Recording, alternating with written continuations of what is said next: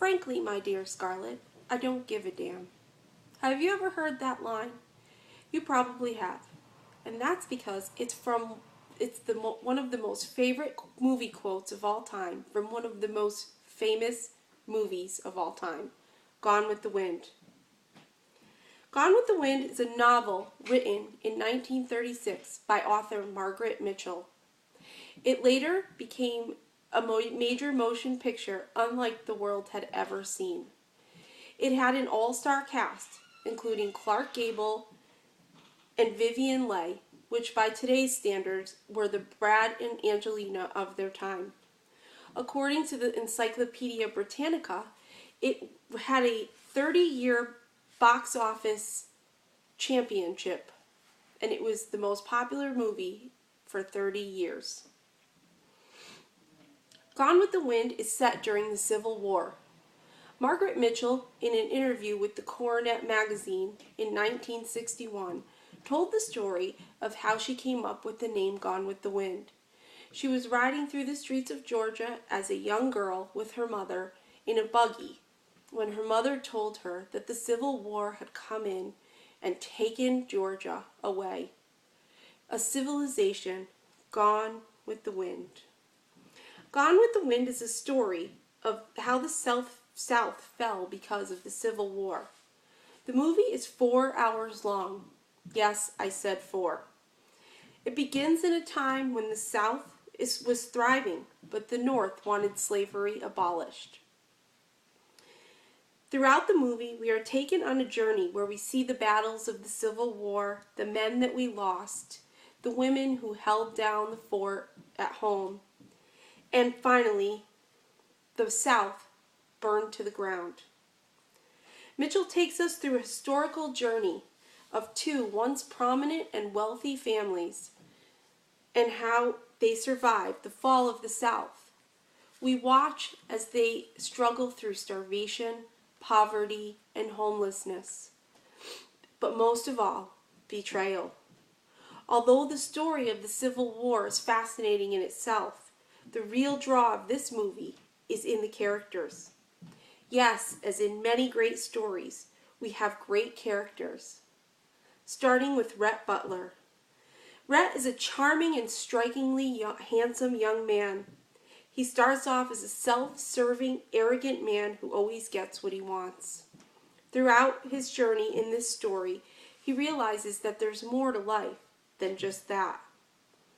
Then we have Melanie Hamilton, who is Ashley's cousin. She later becomes his wife. Melanie is kind to a fault, loves with all her heart, and never thinks of herself. No matter what she hears of Ashley and Scarlett's indiscretions, she never believes any of the gossip. She feels that everyone is still good in their heart. Ashley Wilkes. He is the apple of Scarlett's eye. She feels that she can love no other.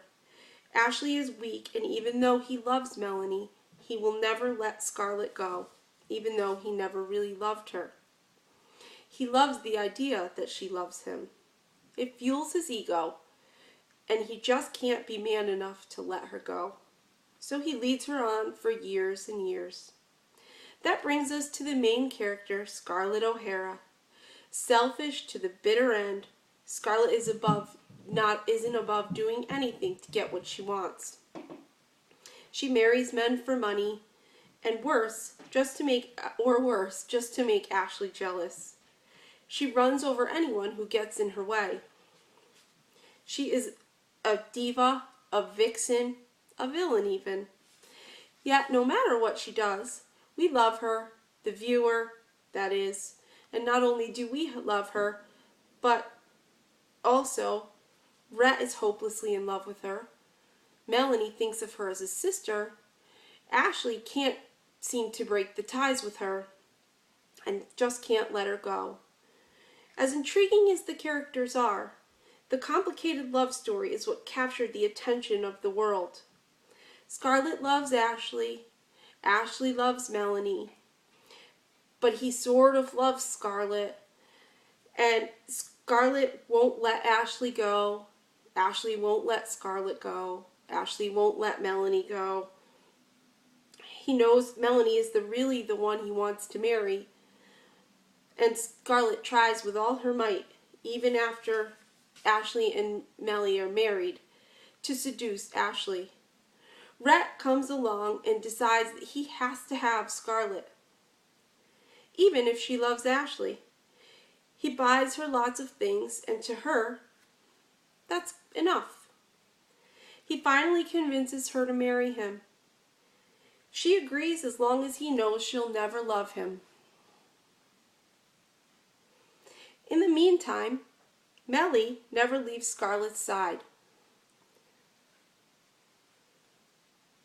She knows about the indiscretions of Scarlett and Ashley, but is just too decent of a person to buy into the gossip. She loves and trusts them both just too much. Finally, Mellie gets sick and dies. Ashley realizes at the very end that he really always did love Mellie, and he never really loved Scarlett. At the same time, Scarlett realizes she always loved Rhett and never really loved Ashley.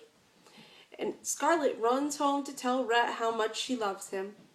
And Rhett says he doesn't care anymore. He realizes he never really loved Scarlett. The tragedy of the story is by the time everyone realizes what they really want, it's just too late. Gone with the Wind is one of the best movies that I've ever seen. It won, in 1940, it won Best Screenplay, Best Actress,